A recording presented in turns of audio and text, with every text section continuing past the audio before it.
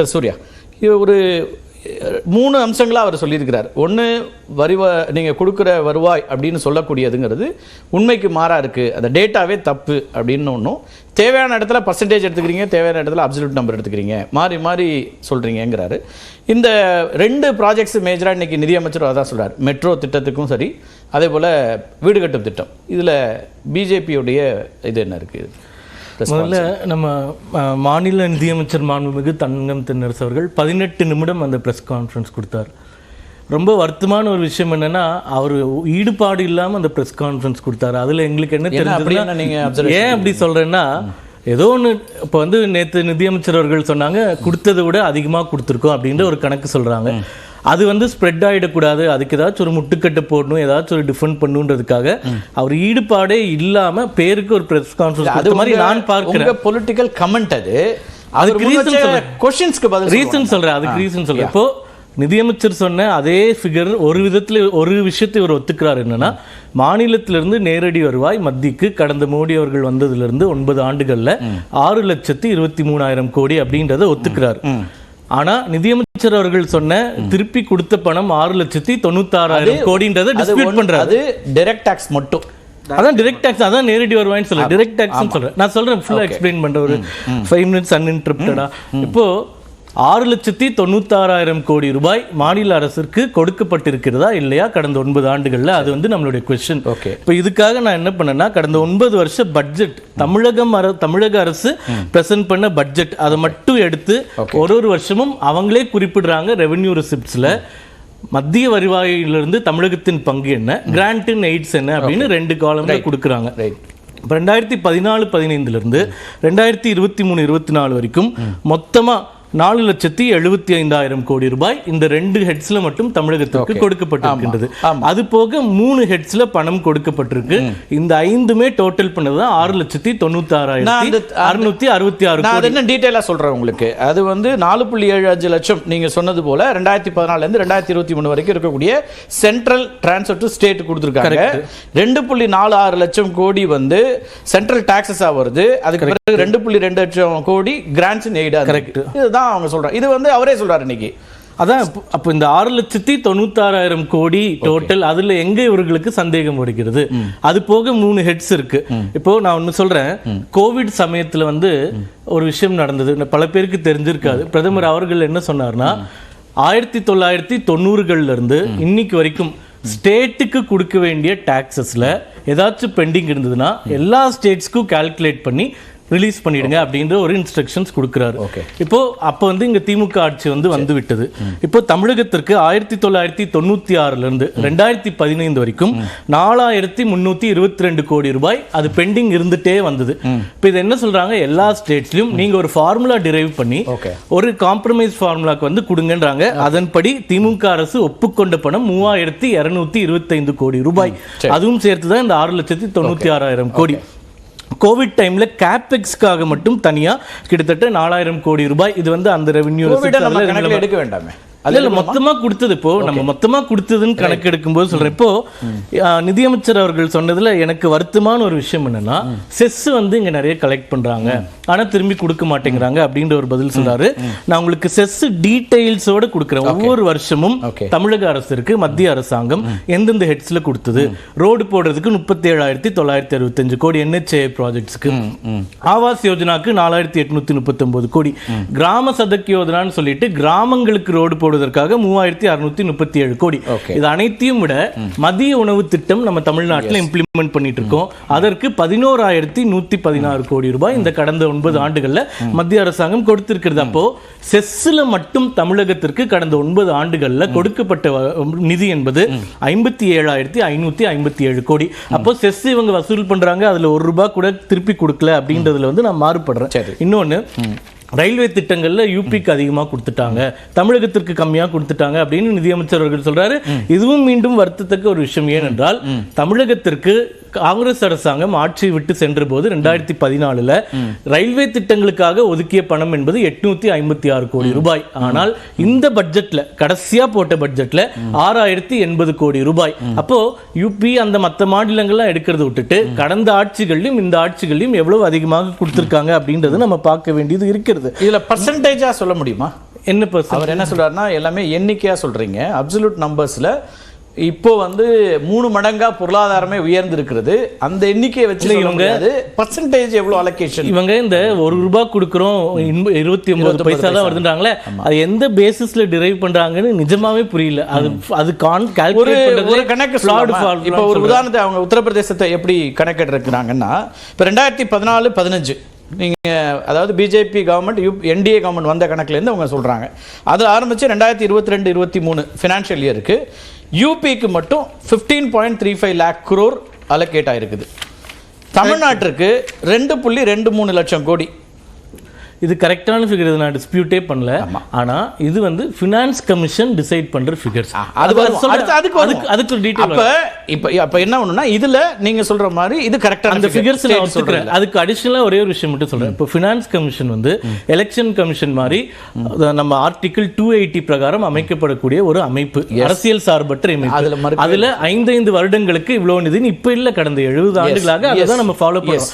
ஆனா அதுல ஒரு விஷயம் நான் என்ன சொல்றேன்னா, மோடி அரசு அவர்கள் இங்க ஆட்சிக்கு வந்தப்போ உத்தரப்பிரதேசத்திற்கு மொத்த வருவாயில 19% உத்தரப்பிரதேச மாநிலத்திற்கு மட்டும் கொடுக்கப்பட்டது. அது இன்று 16% குறைந்திருக்கிறது. தமிழ்நாட்டுக்கு பாப்போமே அப்படியே. தமிழ்நாட்டுக்கு என்ன வந்துச்சு? 12th pay commission time 12th finance கமிஷன்ல தமிழ்நாட்டோட ஷேர் என்னவா இருந்துச்சு? 5% இருந்தது. இப்ப 4.3%, 3.05%. இப்போ என்னவா இருக்கு? 4.079%. பட் அதை முடிவு செய்வது நிதியமைச்சரோ பிரதமரோ அமைச்சர்களோ கிடையாது.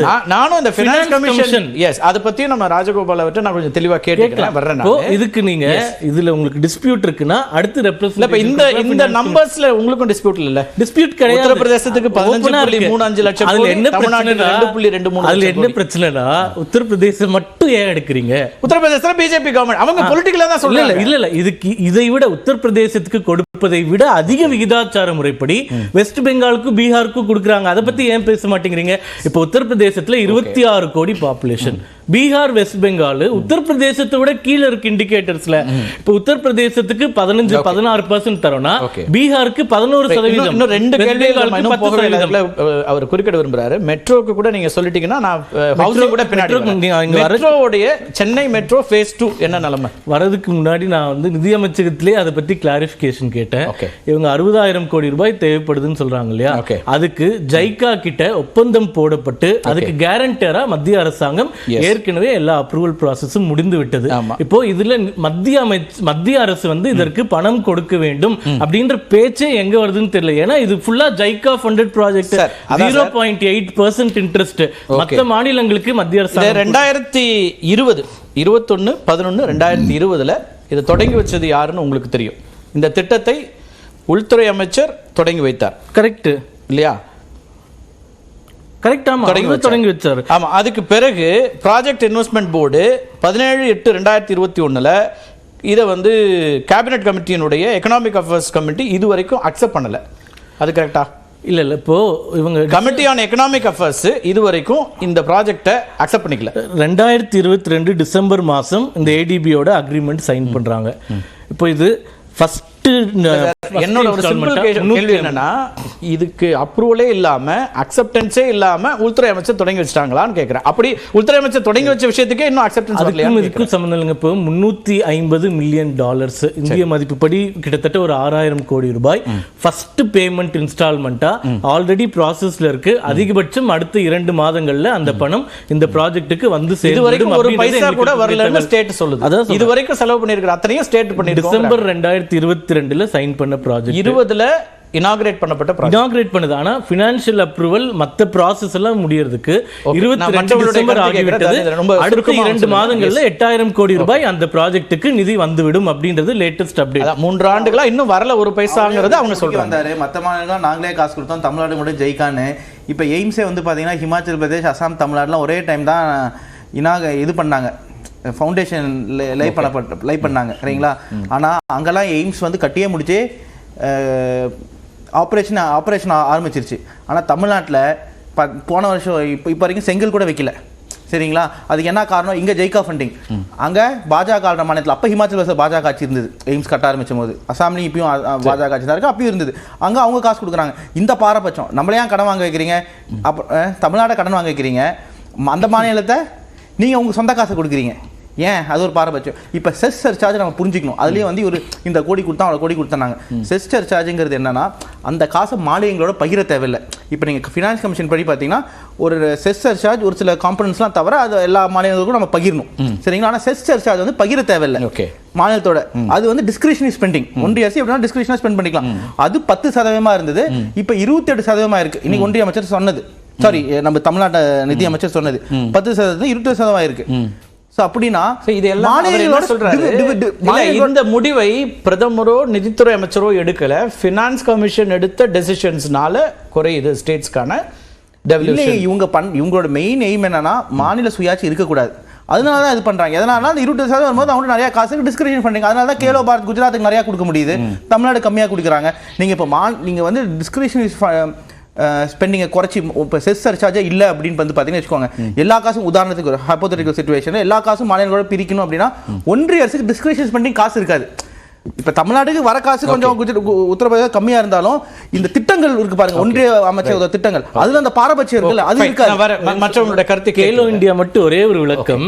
இப்போ எப்படி வந்து தேசிய விளையாட்டு போட்டிகளுக்கு தமிழகத்திலிருந்து விளையாட்டு வீரர்களை அனுப்பாம கிட்டத்தட்ட 300 மாணவர்களின் வாழ்க்கையை கெடுத்தார்களோ அதே மாதிரி கேலோ இந்தியாவில் எப்படி ஃபண்ட்ஸ் கொடுப்பாங்கன்னா நீங்க 1000 ப்ராஜெக்ட் சப்மிட் பண்ணீங்கன்னா அதில் 500 ப்ராஜெக்ட்ஸ் அப்ரூவ் பண்ணுவாங்க. அந்த விதத்தில் குஜராத்துக்கு 600 கோடி சப்மிட் பண்ணுது. இங்க தமிழகத்திற்கு ஏன் 6 கோடி தான் வந்ததுனால் இவர்கள் சப்மிட் செய்ததே 10 ப்ராஜெக்ட் தான். இதுல வந்து நிர்வாக சீர்கேடு இருக்கிறது விளையாட்டுத்துறையில. அது குறிப்பா இவர்களுடைய உதயநிதி ஸ்டாலின் அவர்கள் கரெக்டா இல்லையா? நீங்க உங்க சேனல்ல இன்னொரு கவுண்டர் சொல்றேன் சார். இப்ப குஜராத்ல மழை பெஞ்சது, சைக்ளோன் வந்து 2021 40 சென்டிமீட்டருக்கு கீழே தான் மழை. இங்க 54 சென்டிமீட்டர் 120 சென்டிமீட்டர். இது வரைக்கும் நீங்க அங்க பிரதம மந்திரி அன்னைக்கே போனார், 2 நாள் 1000 கோடி கொடுத்தாங்க. இங்க வந்து ₹1 காசு கொடுத்தாங்க, கொடுக்கல. இங்க இந்த 900 கோடி கொடுத்தாங்கிறாங்க. அது வந்து 2005 டிசாஸ்டர் மேனேஜ்மெண்ட் ஆக்ட் படி எல்லா மாநிலங்களுக்கும் பேரிடர் நடக்குதோ நடக்கலையோ கொடுக்கணும், சரிங்களா? இவ்வளவு பெரிய பேரிடர் இருக்கு, காசு கொடுத்துருங்க. குஜராத்துக்கு நீங்க 2 நாள் 1000 கோடி கொடுத்தீங்க, தமிழ்நாட்டுக்கு ஏன் கொடுக்கல? மீண்டும் பேப்பர்ல போய் பாத்துக்கலாம். குஜராத்ல SDRF ஃபண்ட் 0 இருந்தது, அதனால NDRF ஃபண்ட்ல இருந்து தான் கொடுத்தாங்களே தவிர எல்லா மாநிலங்களுக்குமே SDRF ஃபண்ட் கொடுக்கவே இல்ல. ஒன்றிய அமைச்சரவைக்கு 0 SDRF ஃபண்ட் எல்லா மாநிலத்துக்கும் 2005 ஆக்ட் படி தான் 2005 ஆக்ட் படி எல்லா மாநிலத்துக்கும் ஒரு ப்ரொபோர்ஷனேட் ஃபார்முலால கொடுக்குறாங்க. எப்படி ஃபினான்ஸ் கமிஷன்ல வருதோ SDRF வருது. SDRF ல நிதி இல்லை என்றால் NDRF ல இருந்து கொடுக்கணும். தமிழகத்துல SDRF நிதியே 1700 கோடி இருந்தது, கேரி ஃபார்வர்ட் 800 கோடி, புதுசு 900 கோடி. ஒருவேளை இங்க SDRF ஃபண்ட் இல்லை என்றால் கொடுத்திருப்பார்கள். 2021ல தமிழ்நாட்டுல பிரச்சனை வந்தப்போ SDRF ல பணம் இல்ல, அப்ப NDRF ல இருந்து கொடுத்தாங்க. எதுவுமே நிதி அமைச்சரோ பிரதமரோ போய் தமிழ்நாட்டுக்கு கொடுக்காதீங்கன்னு பண்ணவே முடியாது. நம்ம நாட்டு செட்டப்ல இது வந்து இருக்கக்கூடிய சிஸ்டம்ஸ் நம்ம ஃபாலோ பண்றோம். அவர் என்ன கேக்குறாங்க, இங்க வந்து நீங்க வந்து இந்த ஸ்கீம் பிரைவேட் கொடுக்குறீங்களா? இப்ப அவர் மெட்ரோ ப்ராஜெக்ட் கேக்குறாரு, ஏன் தமிழ்நாட்டுக்கு மட்டும் அப்படி ஒரு திட்டம்? மத்திய நேரடியா மாநில அரசு அந்தந்த காலகட்டத்துல முடிவு செய்யக்கூடிய ஒரு விஷயம். நான் என்ன சொல்றேன்னா 2020ல தான் ரொம்ப பல ப்ராஜெக்ட் ஆரம்பிக்கும் போதே மொத்தம் 60,000 கோடி ரூபாய். இதுக்கு ஒரு காரணம் என்னவென்றால் 40 வருஷத்துக்கு நீங்க வந்து 0.8% வட்டி விகிதம். அது வந்து இங்க இருக்கக்கூடியவர்களும் அங்க இருக்கக்கூடியவர்களும் இனாகிரேட் பண்ணும்போதே சொல்றாங்க மிக மிக குறைந்த வட்டி விகிதம். அதனால் இந்த ப்ராஜெக்ட் இப்படி இம்ப்ளிமென்ட் பண்றோம்.